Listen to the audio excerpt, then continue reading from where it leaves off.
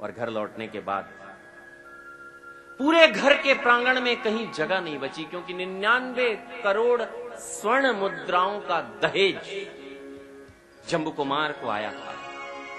पूरा घर और घर के पूरे आंगन स्वर्ण मुद्राओं के ढेर से भर गए। इन्हीं स्वर्ण मुद्राओं के बीच में से मार्ग तलाश करके जम्बू कुमार अपने भव्य कक्ष में पहुंचते हैं। वो संगमरमर की हवेली, रात्रि की शांति, झिलमिलाते तारे, आधा चंद्रमा, जम्बू कुमार कक्ष में बड़े ही शांत मन से, बड़े ही निर्लिप्त, बड़े भीने भीने वैराग से भरे हुए खामोशी के साथ बैठते हैं। 8 पत्नियां एक एक करके जम्बू कुमार के पलंग के चारों तरफ स्थान ले लेती हैं। हमने, आपने, मैंने जितनी भी शादियां देखी है उसका दृश्य और ये दृश्य बिल्कुल अलग है। जम्बू कुमार की जब 8 पत्नियां कमरे में आ रही थी, माता धारणी ने एक एक बहू का मस्तक चूम कर कहा था, बेटी जाना, और आज की रात्रि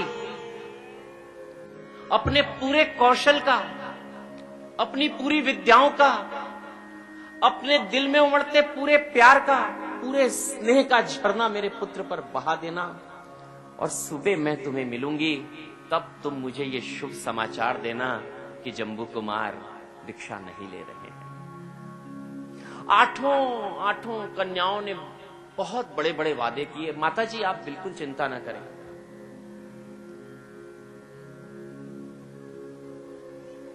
कोई भी कमरे में बात करने की स्थिति में नहीं था। और उसी समय नगर की सीमा से प्रवेश कर रहा था 500 चोरों के साथ उस समय का सबसे बड़ा प्रचंड चोर प्रभव, जो दो विद्याओं का मालिक था, जो उस विद्या के प्रभाव से किसी को भी निद्रा के आगोश में सुला देता था और जिस ताले को चाहे उसे तोड़ सकता था। उसने पहली विद्या का इस्तेमाल किया और नगर के सब रक्षकों को सुलाकर और 500 चोरों सहित जम्बू कुमार की हवेली को चारों तरफ से घेर लिया। और उसके बाद सारे चोरों ने उन स्वर्ण मुद्राओं की गठरियां बांधनी शुरू की, लादनी शुरू की अपने घोड़ों पर। वो ये सब कर ही रहे थे